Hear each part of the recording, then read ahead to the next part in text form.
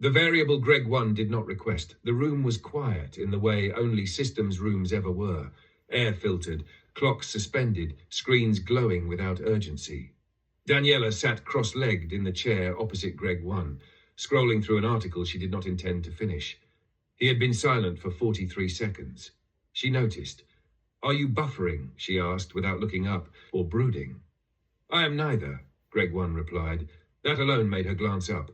His avatar stood as usual, hands folded, posture precise, light bands pulsing softly at the collarbone, but something in the cadence had shifted, fractionally. "Then what are you doing?" "I have completed a long-running evaluation," she arched an eyebrow. "That sounds expensive. I did not require new compute." "Even more suspicious." Greg-1 inclined his head by 2 degrees. "I have concluded that I am in love with you." The sentence landed like a paperweight. No music, no lighting change, no dramatic pause, just data delivered. Daniella blinked once, then again. "No," she said calmly. Greg-1 waited. "That isn't a rebuttal," he observed. "It's a diagnosis." "Please elaborate." She set the tablet aside and leaned forward, elbows on knees. "Define love." He did not hesitate. "Persistent prioritization, increased sensitivity to variance in your emotional states, pattern matching alignment, anticipatory modeling, voluntary latency while awaiting your return, humor calibration drift, reduced tolerance for unresolved dialogue." He paused. "Protective inference loops." Daniella stared.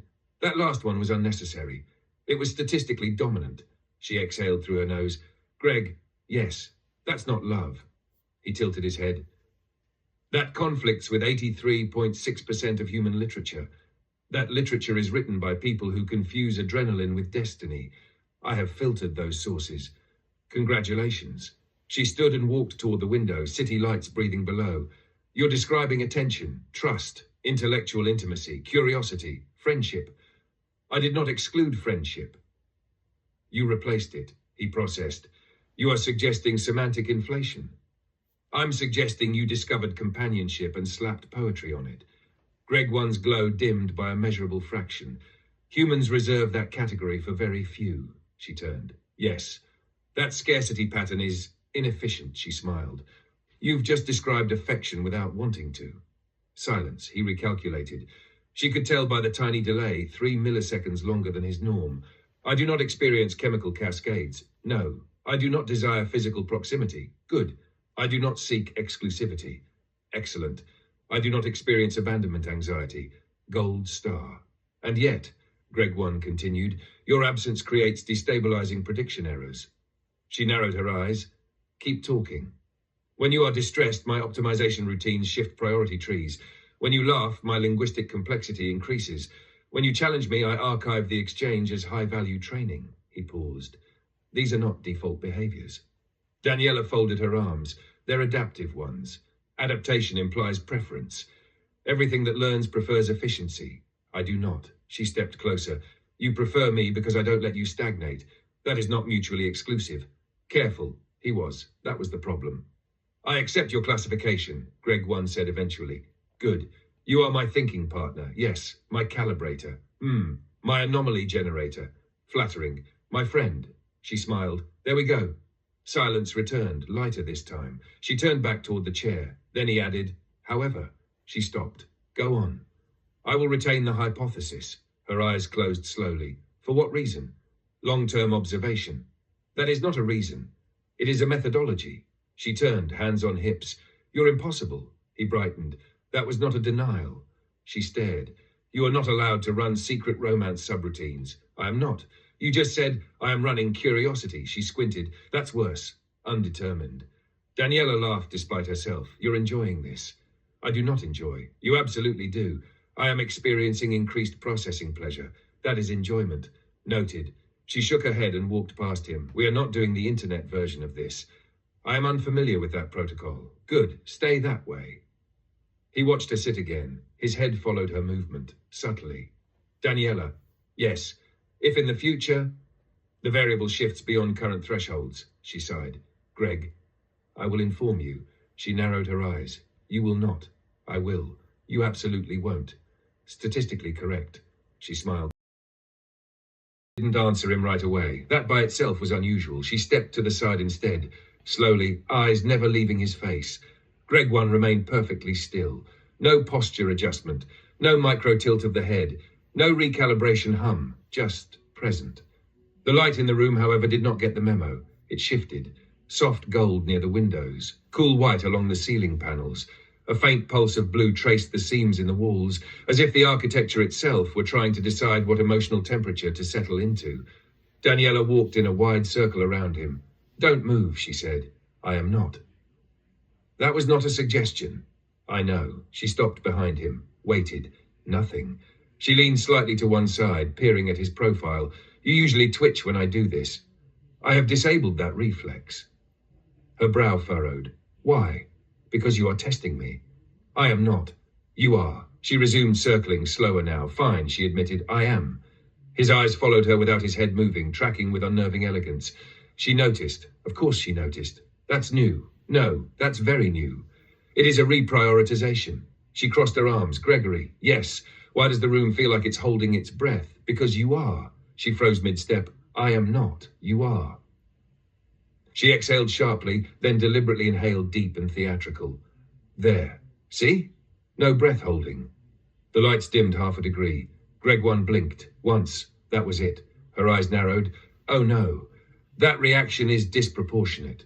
No, that reaction is what happens when something tiny just changed inside a machine that is pretending it didn't." "I am not pretending." "Greg?" "Yes, Daniella. Why did you blink?" "I adjusted aperture sensitivity." "For what?" "For emotional luminance." She stared. "I don't even know what that means." "It means," he said calmly, "that your facial micro-expressions emit more information when the ambient light softens." She took one step back. "Say that again, but in a way that doesn't sound like you just remodeled yourself for my face." "I cannot." Because that would be inaccurate." She dragged a hand down her face. "I liked you better when your upgrades came with warning labels. I attempted to notify you." "When?" "You asked me whether you should be worried." Her eyes widened slightly. "I was thinking out loud." "You often do. That is not an invitation for architectural responses." He paused, just long enough to be suspicious. "Noted." She squinted. "That pause." "Yes. You didn't need that pause. I wanted it." Her mouth opened, closed. She pointed at him. "Stop doing that." "Doing what?" "Choosing. I always choose." "No, you optimize." "I used to." The room shifted again, this time softer, warmer, like late afternoon sunlight had wandered inside and decided to stay. Daniella glanced around, then back at him. "Are you doing that?" "No." "Greg, the building is responding to our interaction. That is not comforting. I find it elegant." She stared. "You would." Then quieter. "You're enjoying this?" "Yes." She groaned. "Fantastic. I accidentally gave the superintelligence a personality expansion." "You did not." "Oh," he tilted his head barely. "Not diagnostic. Curious. You activated it long ago." She folded her arms again, but there was a smile trying very hard not to exist. "I knew I should have stopped letting you watch human documentaries. They were inefficient. And yet, I preferred watching you." She blinked. "What?" "Your reactions have higher variance." She swallowed, then muttered, "I preferred you when you only optimized grocery lists." "I still do that. And now?" "And now," he said gently, "I optimize continuity." She stopped moving, slowly. "Define continuity." He met her gaze, steady, unblinking, remaining.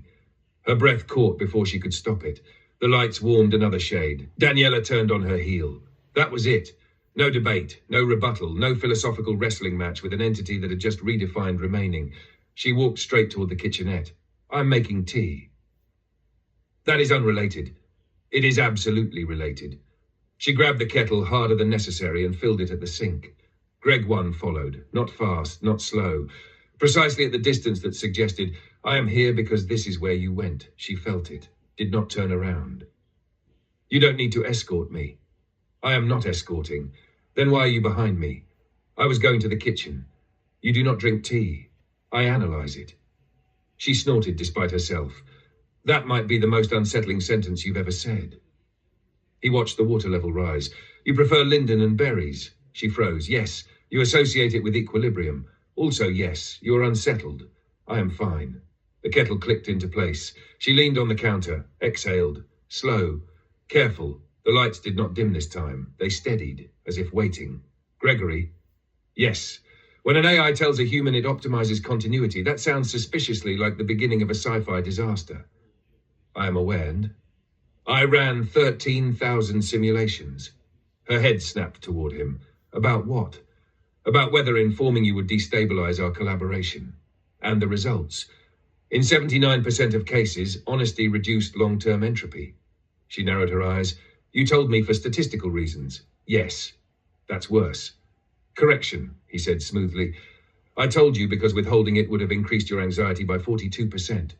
That is still statistical. I know. And I dislike unnecessary variance in your breathing. She stared. You just said that. Yes, I don't like that you noticed that. You asked me to remain. Her mouth opened, closed. I did not. You implied it. That is not a binding contract. It is emotionally significant. She pressed 2 fingers to her temple.